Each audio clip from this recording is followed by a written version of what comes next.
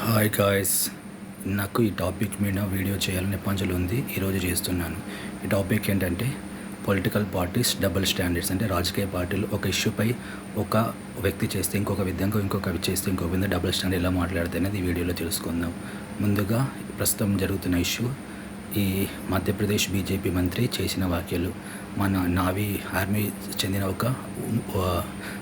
ఆర్మీకి చెందిన ఒక ఉమెన్పై, తన కమ్యూనిటీపై, దీనికి సుప్రీంకోర్టుగా సుమోటోగా తీసుకుంది. అతన్ని దానికి వివరణ ఇవ్వమని అడిగింది. దీనికి ఆంధ్రప్రదేశ్కి సంబంధించిన చాలామంది వాళ్ళందరూ ఆంధ్రప్రదేశ్లో ఉన్నారు. ఆంధ్రప్రదేశ్ టీడీపీకి సంబంధించిన వ్యక్తులు, కానీ వాళ్ళ ప్రభుత్వంలో ఉన్నా కూడా బీజేపీ యాంటీగా వ్యవహరిస్తారు. వాళ్ళు ఒక సామాజిక వర్గానికి చెందిన వాళ్ళు. అక్కడ ముఖ్యమంత్రి యొక్క సామాజిక చెందిన వాళ్ళందరూ ఈ బీజేపీ అంటే వాళ్ళకి నచ్చదు, మళ్ళీ పదే పదే టార్గెట్ చేస్తూ ఉంటారు.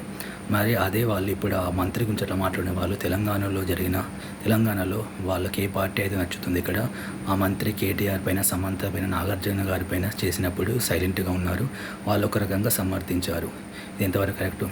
అదే పొలిటికల్ పార్టీ తెలుగుదేశం పార్టీ ఆంధ్రప్రదేశ్లో అక్కడి ముఖ్యమంత్రికి సంబంధించిన వాళ్ళ ఫ్యామిలీ మెంబర్స్పై ఒక విధంగాను, అక్కడి సినీ యాక్ట్రెస్ రోజా గారికి సంబంధించిన విధంగాను ఒక రకంగాను మాట్లాడతారు.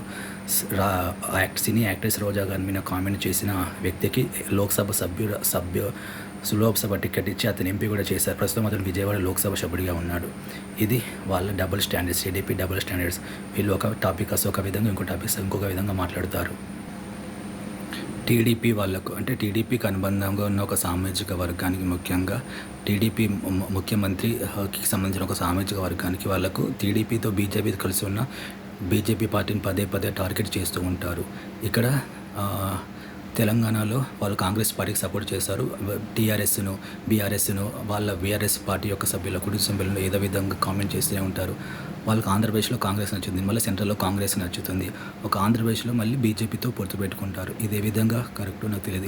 ఇది వాళ్ళ పార్టీ యొక్క డబుల్ స్టాండర్డ్స్. సో ఇది టీడీపీ పార్టీ, ఆంధ్రప్రదేశ్లో ఉన్న టీడీపీ పార్టీ వాళ్ళ యొక్క డబుల్ స్టాండర్డ్. ఒక విషయం వస్తే ఒక విధంగా, ఇంకొక విషయం వస్తే ఇంకొక విధంగా ఎలా స్పందిస్తారు, ముఖ్యంగా ఒక సామాజిక వర్గం వాళ్ళు, ఒక కమ్యూనిటీ వారు అనేది. ఇది నా అభిప్రాయం. Thanks for watching this video.